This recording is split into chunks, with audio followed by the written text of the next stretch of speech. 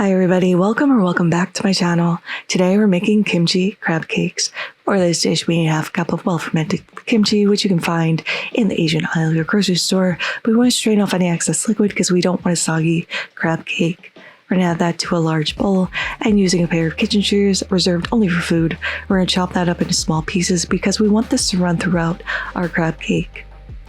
Next up, we're going to chop up 2 little scallions here. Both the white and the green parts. We want the white parts for the intensity of the scallion and the green parts for a little bit more grassiness and a milder flavor. We also need 1 pound of crab meat.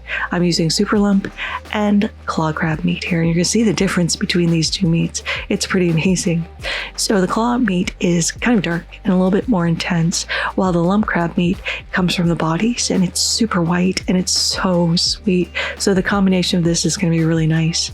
We're going to season with a half teaspoon of freshly ground black pepper. Then we're going to gently fold our kimchi and crab meat together. We don't want to break up the crab too much. You want nice big chunks of crab in your crab cake.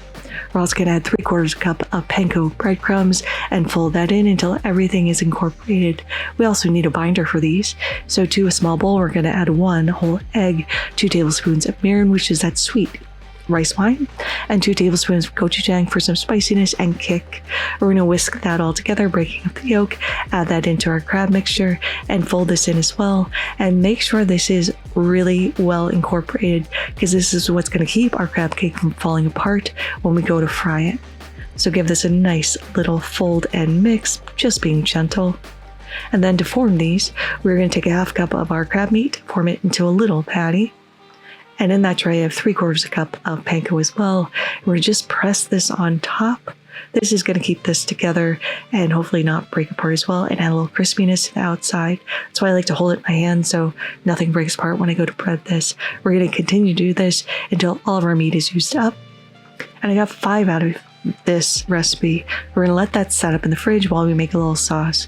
So to a small bowl, I'm adding a half cup of Kewpie mayonnaise. Use whatever mayonnaise you would like. 1 tablespoon of sriracha, the zest of 1 lime, and the juice of half of that lime. We'll use the other half for garnish. We're going to season with 1/8 of a teaspoon of freshly ground pepper, 1/8 teaspoon of salt, and a pinch of sugar. Mix that together and set that aside as well. In this large saute pan, I have a 1/4 cup of vegetable oil just heating up and just testing with a little panko to make sure it's ready to go. If you see bubbles, you're all set to fry. We're going to gently place in our crab cakes and fry this for 3 minutes on one side, flip over and fry for an additional 3 minutes. And a fish spatula is your best friend in here in this situation because it's super thin and super flexible. So after these are cooked through, we're going to take these out and let them rest on a cooling rack and get any of that excess oil off. Now to plate, grab your favorite platter, and we're going to layer on our aioli here. Aioli, however you say it, fancy mayonnaise. Spread that around in a little pool. You could also drizzle this on top if you prefer.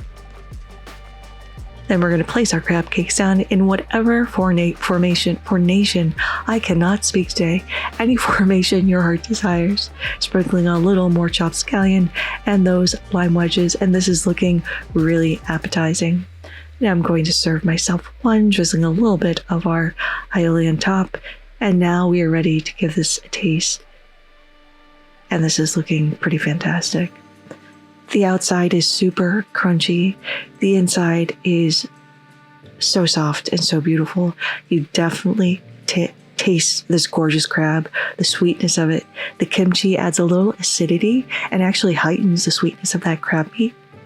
A little heat from the gochujang.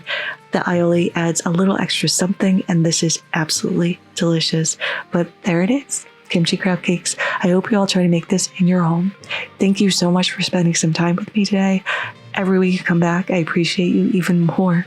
If you like this video, leave a like. If you loved it, please consider subscribing and hitting that notification bell because I put out new videos every Thursday.